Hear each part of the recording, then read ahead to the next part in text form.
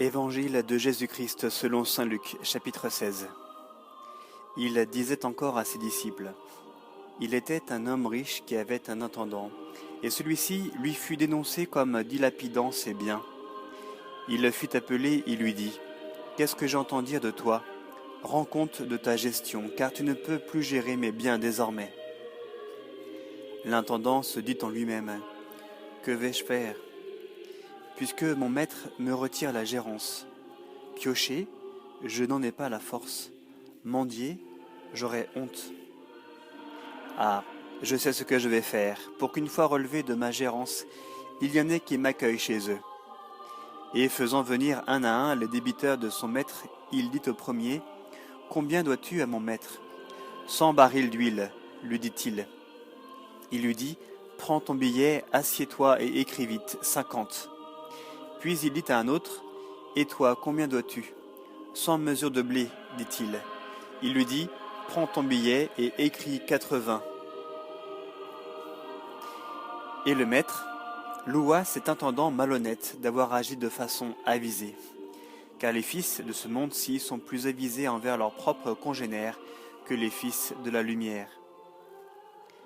Eh bien moi je vous dis, faites-vous des amis avec le malhonnête argent, afin qu'au jour où il viendra à manquer, ceux-ci vous accueillent dans les tentes éternelles.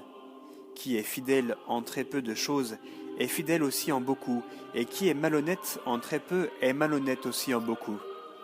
Si donc vous ne vous êtes pas montré fidèle pour le malhonnête argent, qui vous confiera le vrai bien ?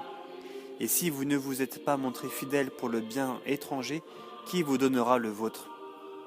Nul serviteur ne peut servir deux maîtres. Ou il haïra l'un et aimera l'autre, ou il s'attachera à l'un et méprisera l'autre. Vous ne pouvez servir Dieu et l'argent. » Les pharisiens, qui sont amis de l'argent, entendaient tout cela et ils se moquaient de lui. Il leur dit, « Vous êtes, vous, ceux qui se donnent pour justes devant les hommes, mais Dieu connaît vos cœurs, car ce qui est élevé pour les hommes est objet de dégoût devant Dieu.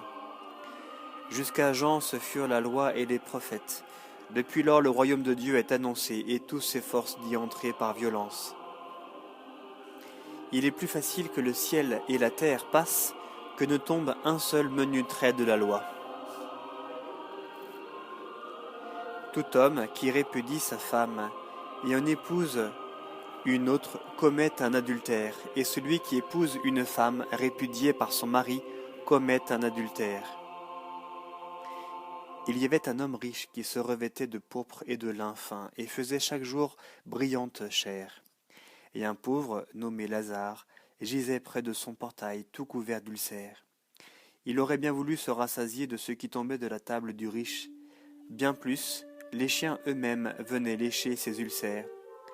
Or il advint que le pauvre mourut et fut emporté par les anges dans le sein d'Abraham. Le riche aussi mourut et on l'ensevelit. Dans l'Hadès, en proie à des tortures, il lève les yeux et voit de loin Abraham et Lazare en son sein. Alors il s'écria, « Père Abraham, aie pitié de moi et envoie Lazare tremper dans l'eau le bout de son doigt pour me rafraîchir la langue, car je suis tourmenté dans cette flamme. » Mais Abraham dit, « Mon enfant, souviens-toi que tu as reçu tes biens pendant ta vie, et Lazare pareillement ses maux. Maintenant ici il est consolé et toi tu es tourmenté. Ce n'est pas tout. Entre nous et vous un grand abîme a été fixé, afin que ceux qui voudraient passer d'ici chez vous ne le puissent, et qu'on ne traverse pas non plus de là-bas chez nous. » Il dit alors, « Je te prie donc, Père, d'envoyer Lazare dans la maison de mon Père, car j'ai 5 frères, qui leur portent son témoignage de peur qu'ils ne viennent eux aussi dans ce lieu de la torture. » Et Abraham de dire, « Ils ont Moïse et les prophètes, qui les écoutent. » « Non, Père Abraham, dit-il, mais si quelqu'un de chez les morts va les trouver, ils se repentiront. » Mais il lui dit, « Du moment qu'ils n'écoutent pas Moïse et les prophètes, même si quelqu'un ressuscite d'entre les morts, ils ne seront pas convaincus. »